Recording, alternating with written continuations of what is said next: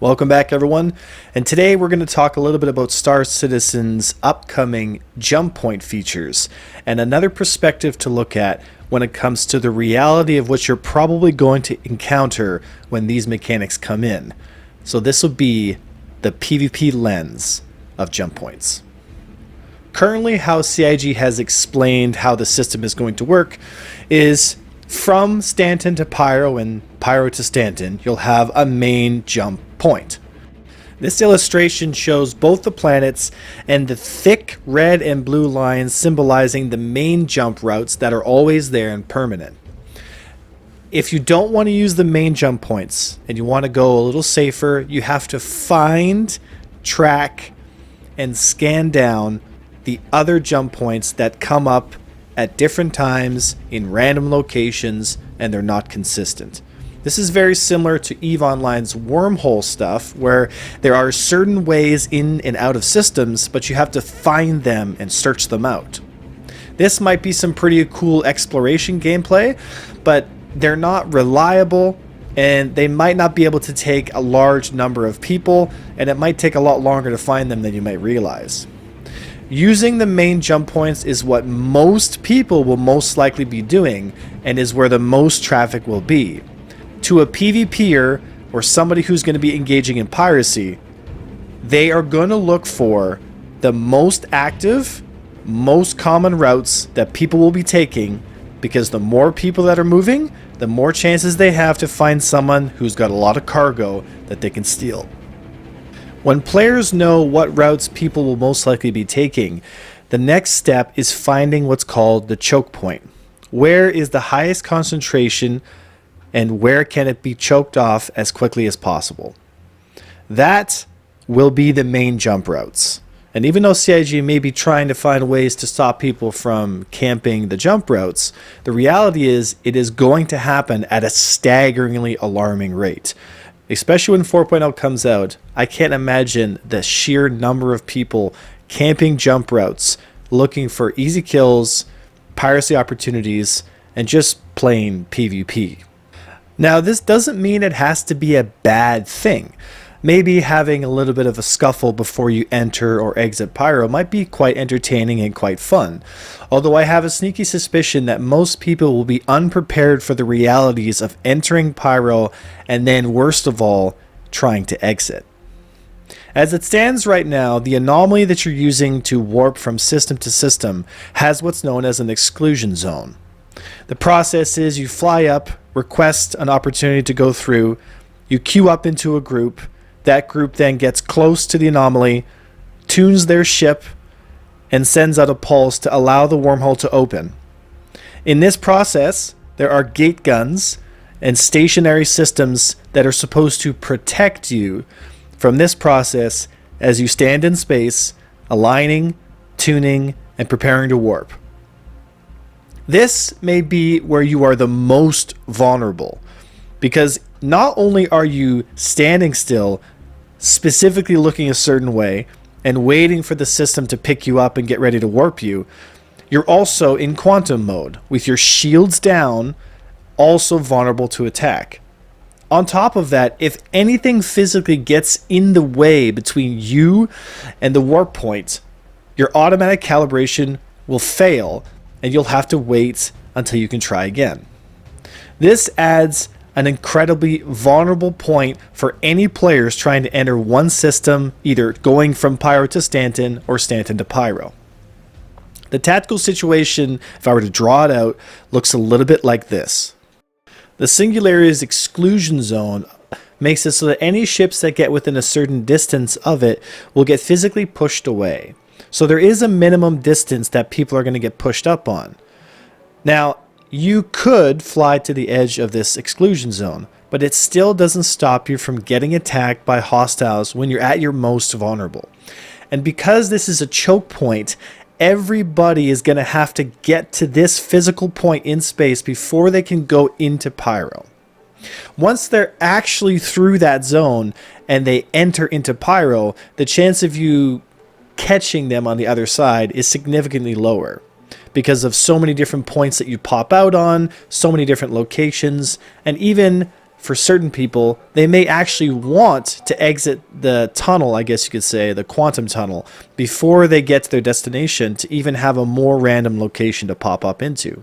So naturally, if you're going to be attacked, it's going to be at the station in the system that you're in, heading to the next system. Now, we also have gate guns that are around, but if I've learned one thing from the gate guns in Star Citizen, is that they're simply ineffective at stopping any kind of hostile takeover of any kind of space. It may limit the size of ship that can reliably stay in the area, but any group of fighters will have absolutely no problem destroying or getting rid of the gate guns, or just simply avoiding them entirely while they attack their main target.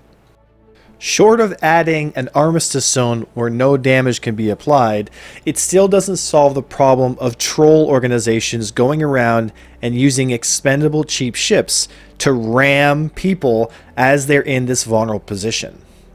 If CIG wants to create an experience where multiplayer gameplay is rewarded, encouraged, and exciting, they want to make sure that they reduce the amounts of opportunities players have to make the experience as miserable as possible. I think there's no problem with having natural choke points that players consolidate into. The kinds of dynamic events and player versus player organizational fights that will be happening add a very cool dynamic to Star Citizen that, quite honestly, is at the core of the experience for a lot of people like myself, and I think many others. But what we want to have is an opportunity for people to defend themselves rather than put them in a forced spot where they're going to be food for the wolves as things move forward.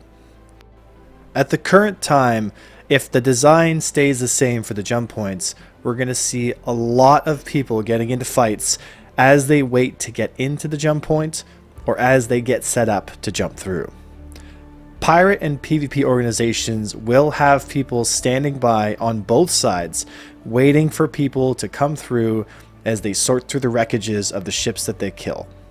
Short of having a fleet of people who are trained and competent, there are some servers that you will be in where you will simply just not be able to enter one system or the other because the amount of PvP presence on those choke points will be just too great.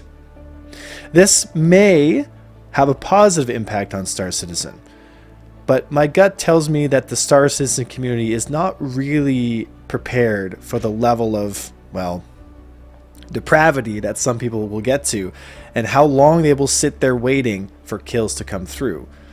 If there's one thing I learned about EVE Online, is that if you make a multiplayer game and mechanically you don't take into account the level of ruthlessness that people will go to win, your mechanical system will have problems in the future. What I see here is Star Citizen's combat being designed mostly for a non-multiplayer space, and a very heavy multiplayer component like jump points coming into a game which is just simply not ready or prepared for a multiplayer environment. Sitting with your shields down at a vulnerable position is only going to end in catastrophe for most players. And I think it's going to leave a lot of people frustrated, pissed off, and angry at CIG, but just also the general community.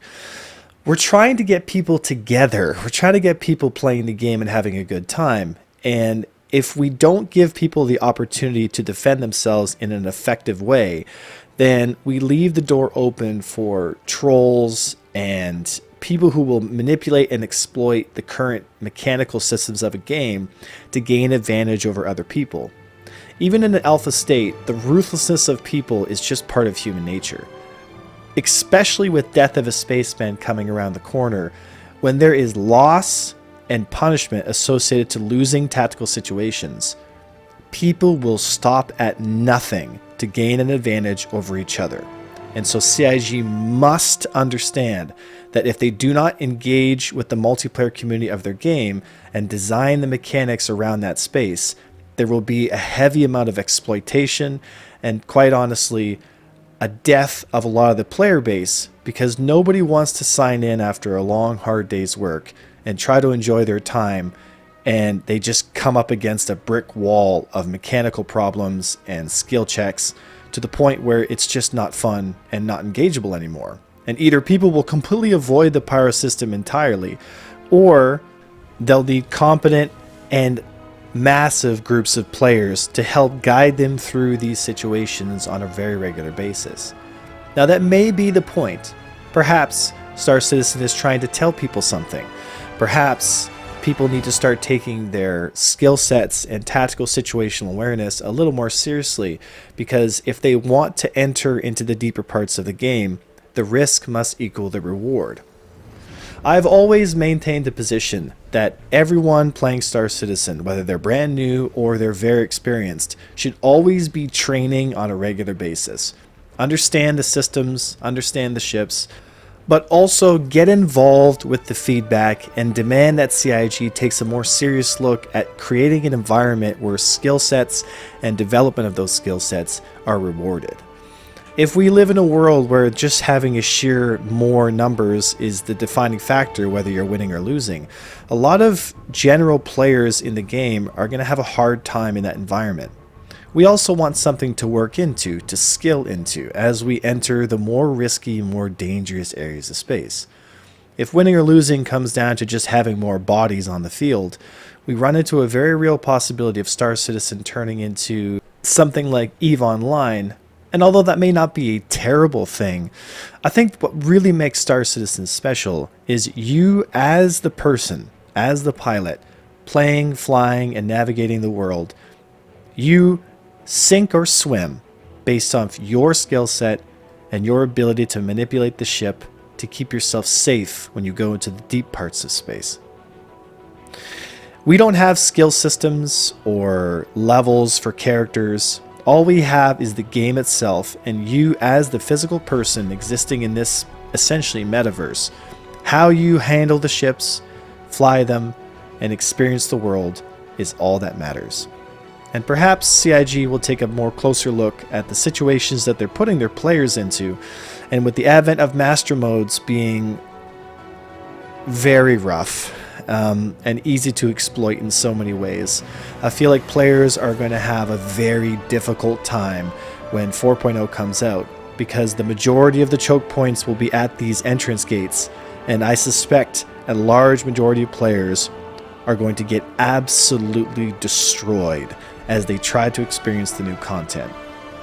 And so we see a future where the tactical situation, like I've explained before, even though CIG claims that these gate guns and that the measures they've taken will help, short of adding an armistice zone, I can think of no way to make the environment safe other than changing the tactical situation by the flight model itself and different tunings and different weapon systems so that people have a chance to fight back, and so that you don't put players in a vulnerable spot like they have here with the jump points.